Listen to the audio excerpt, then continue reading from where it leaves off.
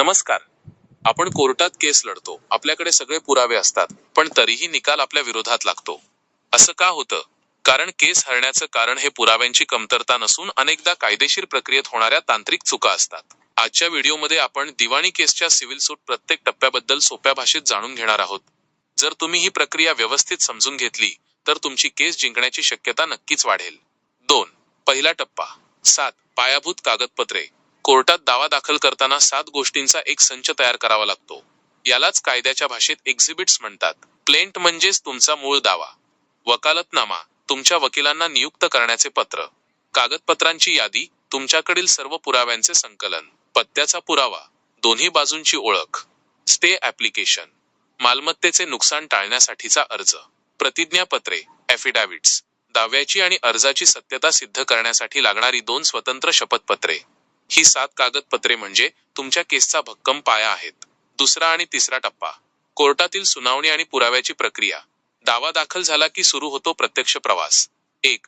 Notice आणि summons. कोर्टाकडून समोरच्या व्यक्तीला नोटीस पाठवली जाते. त्यांना 90 दिवसांच्या आत आपले लेखी म्हणणे मांडावे लागते. 2. मुद्दे निश्चिती इश्यूज. न्यायाधीश केसच्या वादाचे मुख्य विषय ठरवतात. पूर्ण केस याच मुद्द्यांच्या भोवती फिरते. 3. पुरावा, द कोर स्टेज. हा सर्वात महत्वाचा भाग आहे. आधी वादीची चीफ म्हणजे स्वतःची साक्ष. मग प्रतिवादीकडून क्रॉस एक्झामिनेशन म्हणजेच उलट तपासणी. असेच प्रतिवादीच्या बाजूने पुन्हा घडते.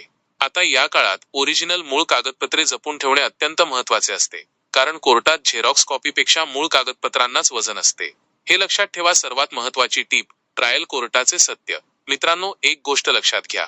अनेकांना वाटते की खालच्या कोर्टात म्हणजेच तालुका किंवा जिल्हा न्यायालय यात केस हरलो तर वरच्या कोर्टात म्हणजेच हायकोर्टात जाऊन आपण जिंकू.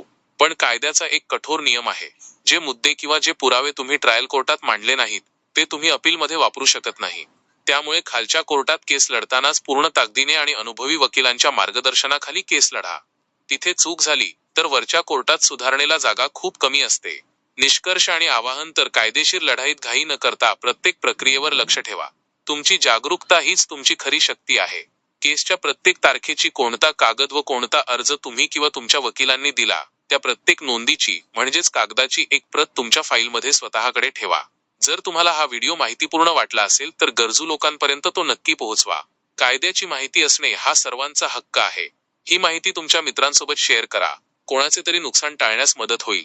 तुम्हाला काही विशिष्ट कायदेशीर टप्प्याबद्दल अधिक प्रश्न असतील तर कमेंटमध्ये नक्की विचारा. पुन्हा भेटू पुढच्या माहितीपूर्ण व्हिडिओमध्ये. धन्यवाद.